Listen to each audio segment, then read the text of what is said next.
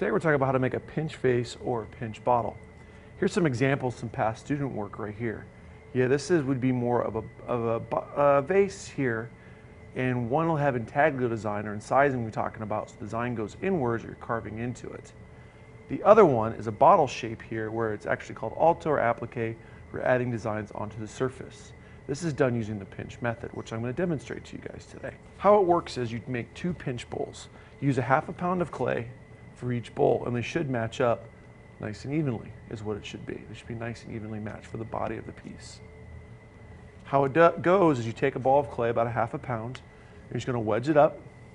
Remember, plunge your thumb in there. Begin to slowly pinch and work your way around the clay. You want to make sure you get a nice, even consistency and thickness. If you noticed, I'm just using my thumb and pinching with my fingers and working it around. I can eventually get in with both hands and get the thickness out I want. Remember, as we did with our spheres, make sure you leave the lip somewhat thick. You don't want to make them super thin because, as you can see here, my 2 examples must be joined together. Once you have your pieces both made and they match, you're going to sketch out your ideas for your sketches using your pinch bowls to get the idea of what the body is going to be for your vase or your bottle. Remember, again, a vase and a bottle, the only big difference is a vase has a wider neck, a bottle has a much more narrow neck. Your body will depend on what you want to do. You can make this square, you can do whatever you want to it. It's up to you. The first thing to do when you have them both made, you're going to score the rims of both bowls. And as you remember from last time I talked about earlier, the bowls never touch the table this way, because you'll flatten out the bottoms. You're going to apply some slip.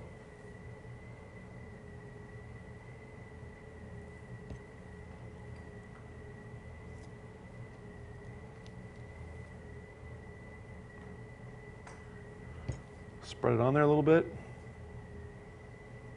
And then you're going to press them together. Same thing as we did last time with our spheres. Kind of work and meld them together.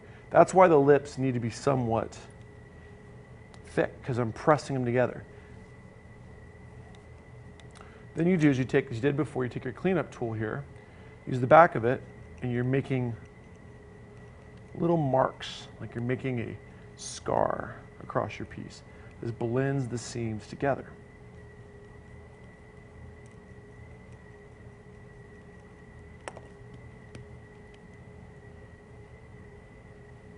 If it comes apart a little bit, don't worry, just kind of squeeze and press together. You're getting air trapped in there, which is good, is what you want. And if you feel like it's coming apart, go back over it again, re-blend.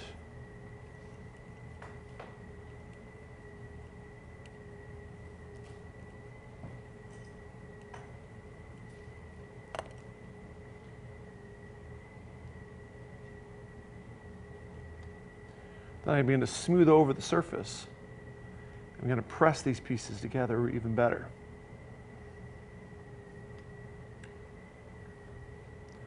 I'm going to blend my seams and make, again, a very miniature little sphere like you did the first project.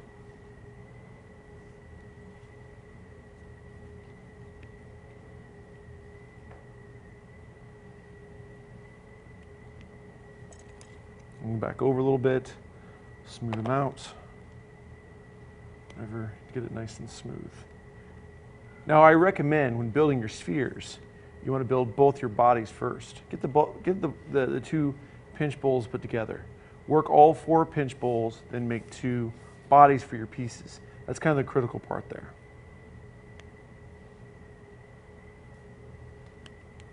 I can use a rib on it. Usually I recommend using the metal rib here.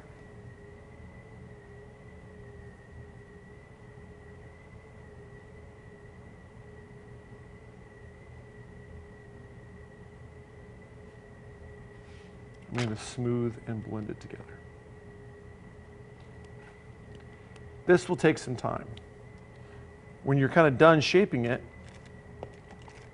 take a yogurt cup, place it on there so you don't warp or lose the shape of the piece. Once you have this piece done here, you can shape it with a paddle like we did before with the spheres.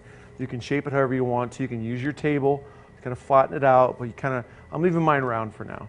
So that's all you need really to do there on that for now. Once it's kind of smoothed out a little more, I can go back and work on it some more in a few minutes. Next thing I'm gonna do is I'm gonna begin to build the neck and the lip of the piece. So remember, as the parameters say, you must have a lip, neck, shoulder, body, and a foot is what you need to have. So now I'm gonna work on the neck and the lip. I'm gonna demonstrate how to make more of probably a bottle vase on this one, and then I'm gonna add a foot to it as well. But first, I put on this, let it rest, and then I'll make my foot first. All you do is, in this process, we're starting to make our things into coils. What you now need to do is you need to take your clay, squeeze it between your hands. I'm going to roll it on the table. I roll from the tip of my finger to the palm of my hand. I'm going to roll it out.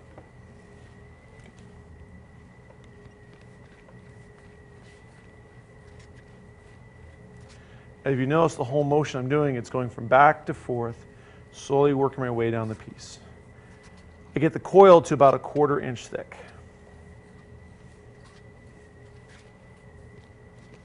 That's the coil right there. Now I'm going to make a foot out of this. All I do is I'm going to spiral it around is one way I can make a foot. I kind of pinch it and shape it and blend it together. Then I can take my little pinch bowl and vase I've made before and attach them like this. And then I have my foot onto the piece here like this. Now what I'm going to do is I'm going to score and slip this on, and then I'm going to put this off to the side. So now I have my I have my neck, my body of my piece, and the shoulder. All I'm missing now is my neck and my lip. Put this back on the piece. Score it.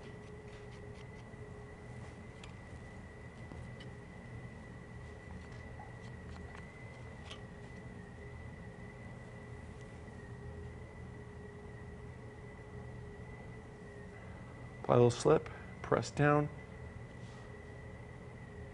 As before, we talked about when making your pinch bowl or sphere, everything must be blended onto the piece. If it's not, it's going to fall apart. So I can leave it in this little yogurt cup, or I can even hold it in my hand and do the same thing. I just begin to blend it down.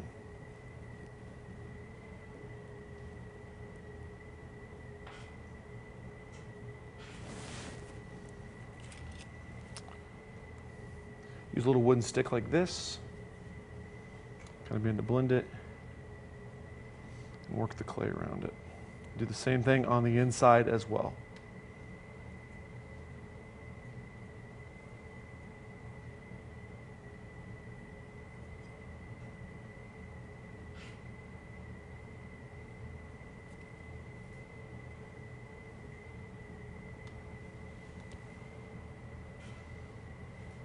Once I'm done there, I just put it off the side. I'm going to work on the neck and the lip of the piece.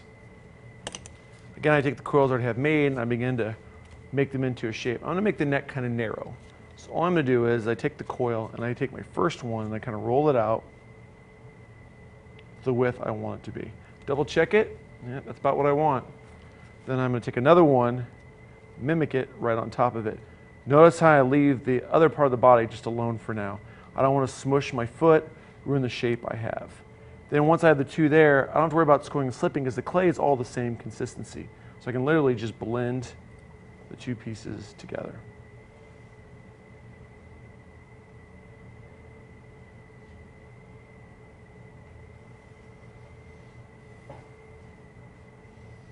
Must blend the inside and the outside is kind of the key. If I have a hard time getting my hand in there, I can cup it in my one hand and begin to blend the inside as well.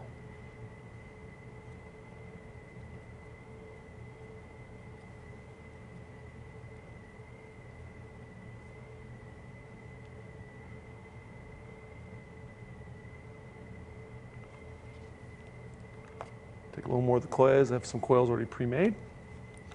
Thin it out just a little bit more. Again, put it directly on top. Make sure it matches. Then I always blend down into my piece, into the body of the piece on the outside.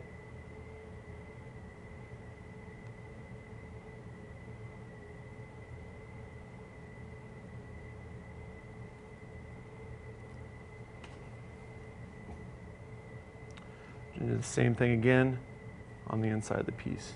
Do my best to blend down, smooth them out. What I'm looking for when I grade these is how well you took the time to blend and smooth.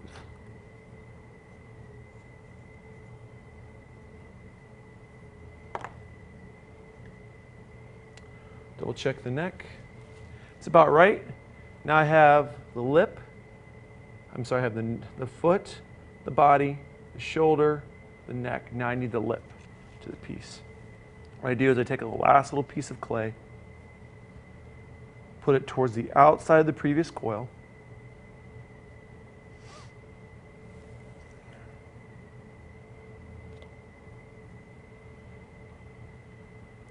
Blend it down. And this gives me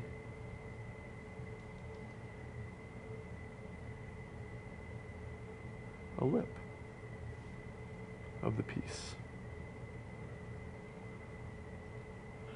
Again, blend down to the piece, kind of pinch it together.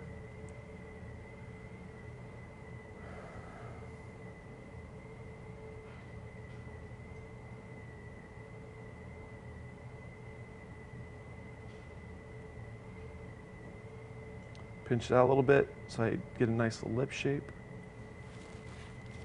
Again, use a wooden stick. Now, I like this to be a little bit smoother than I'm doing it because I'm demonstrating here. Instead of watching me work on this for an hour, I'm trying to keep the time shorter so you can begin to work on your own project. But I really want to make sure I define that lip, as you can see. Now I put it up there to look at. I have a lip, neck, shoulder, body, and a foot. Problem is, though, if I just attach this on there, there's a little spot in there where it's not going to matter. It's not a hollow piece. So what I have to do is, I take the inside, take my needle tool here, measure the inside of my piece, draw it around. That tells me where I have to cut it off at. Then all I do is I take my needle tool, I cut it out.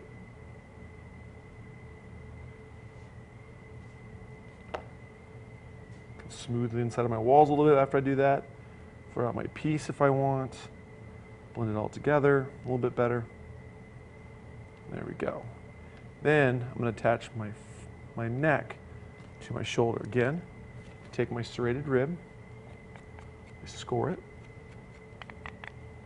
score the surface there.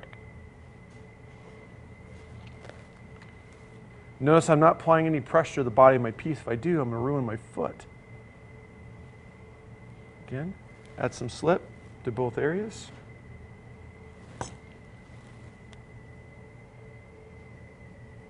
Begin to blend it on there. Again, I can put it on that yogurt cup.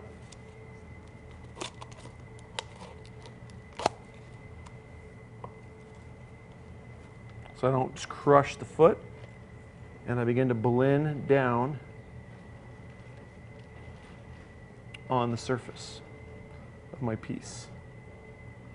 Working around. That way I'm not squishing my foot, ruining the shape of my piece. I'm kind of begin to working it out and smoothing everything out.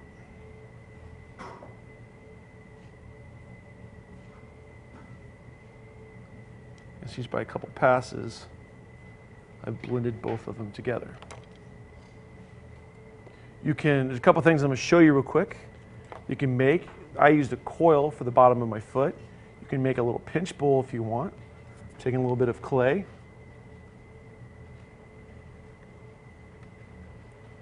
Making a small pinch bowl for the bottom of the foot. It's one way you can do it. You can make small little balls of clay to go around the bottom of the piece as well if you want. Remember, the designs on this, you need to make both of your vase and bottles first before you put your design on them. Remember, one, you're carving into the design, and one, you're actually adding clay onto it, is what you want to make sure you're doing there. All right, last thing I'm going to show you is what it looks like all from the inside. Cool thing about me demonstrating here is I don't have to keep it. And what you're looking at is when you make your piece,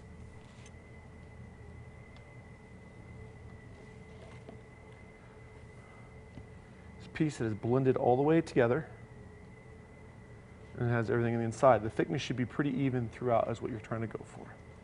You need to make 2 of them. One with the design going inwards, one with the design going outwards. That's called incising or applique. You make 2 of them. Half a pound per bowl, and you get started. Make 4 bowls. And that's how you make a pinch vase and bottle.